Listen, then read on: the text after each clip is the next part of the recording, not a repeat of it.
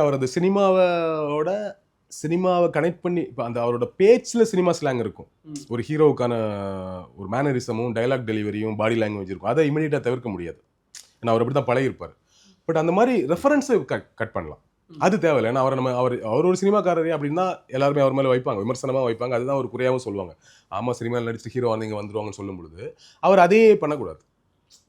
அது இமிடியேட்டாக முன்னாடி உட்கார்ந்து இருக்க தொண்டர்கள் எல்லாமே முன்னாள் ரசிகர்கள் தான் இல்லையா? அங்கே கைத்தட்டு வரும். அந்த கைத்தட்டலுக்கு நம்ம அரசியல் பண்ணக்கூடாது. சீமான் மாதிரி அங்கே கைத்தட்டு வரும் 300 பேர் உட்காந்துட்டு அந்த குஷியில் அண்ணன் பேசிட்டே இருப்பாப்ல இதெல்லாம் அந்த மாதிரி பேசிட்டு கூடாது. அதை தாண்டி பல கோடி பேர் பார்க்க போகிறாங்க வெளியே. அதை மைண்டில் வச்சு தான் பேசணும். அது அந்த மேடையில் இருக்கிறவங்கள இப்போ நம்மளே ஒரு மேடையில் போய் இப்போ நானே போய் பேசுகிறேன்னா அங்கே இமீடியட்டாக அவங்கள அட்ராக்ட் பண்ணுறதுக்கு அவங்களுக்கு ஒரு தேட்டர் மூமெண்ட் மாதிரி ஸ்டேஜ் மூமெண்ட் அதெல்லாம் அவன் என்ஜாய் பண்ணுவான், கைத்தட்டுவான். ஆனால் வெளியே விமர்சனமாக மாறிடும். நம்மளை நடிகராகவே பார்த்துட்டு இருப்பான். ஸோ அந்த ரெஃபரன்ஸ் எல்லாம் தவிர்த்திருக்கும்னு நினைக்கிறேன். அதை தவிர்த்துருவார். இப்போ இது ஒரு விமர்சனம் ஆச்சு இல்லை, இது மாதிரி சினிமா டைலாக்லாம் சொன்னது போது அதை ஆட்டோமேட்டிக்காக குறைச்சிருவார்னு நினைக்கிறேன். இப்போ தானே புதுசாக வராரு, கற்றுக்கிட்டு வர்றதான் எல்லாமே.